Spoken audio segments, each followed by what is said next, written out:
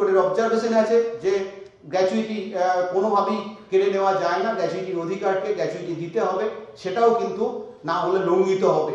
আমাদের drawing and disbursing officer বিশ্ববিদ্যালয়ের officer থাকেন, ফিনান্স অফিসার বা রেজিস্ট্রার, কিন্তু যদি আজকে উচ্চশিক্ষা দপ্তর বলেন যে তারাই অনুমোদন করবেন, তাহলে তো টাকা অনুমোদন করবেন, তাহলে তো ড্রয়িং অ্যান্ড ডিসবার্সিং অফিসারটাও হচ্ছে তাদেরকে করে নিতে হয়, তাহলে কি আমাদের বিশ্ববিদ্যালয়ে কোনো অটোনোমাস বলে কিছু নেই? এই প্রশ্ন কিন্তু থাকছে। ডিপিপিজি বলে একটা সংস্থার মাধ্যমে তারা বিশ্ববিদ্যালয়ে পেনশন দেওয়ার কথা বলছেন, আমরা বলছি এই এই এই ফরমান বাতিল করতে হবে। যে কমিউটেশনটা যদি আমায় পিছিয়ে দেন, তাহলে যে কমিউটেশনের ফর্মুলা অনুযায়ী আমি হয়তো তার তুলনায় কম অর্থ পেতে পারি, অর্থাৎ যেদিন থেকে আমি কমিউট করতে পারি, এবং এটা একটা ধরন মাস্টারমশাইদের, যে যিনি যেদিন রিটায়ার করতেন তিনি চাইতেন যত তাড়াতাড়ি সম্ভব কমিউট করতে, তাতে তাকে বেশি পয়সা পাওয়া যায়। এবার আমার কমিউটেশনটাকে যদি পিছিয়ে দেয়, তাহলে হিসাবটা কবে থেকে হবে? পরিষ্কার করে কিছু বলা নেই।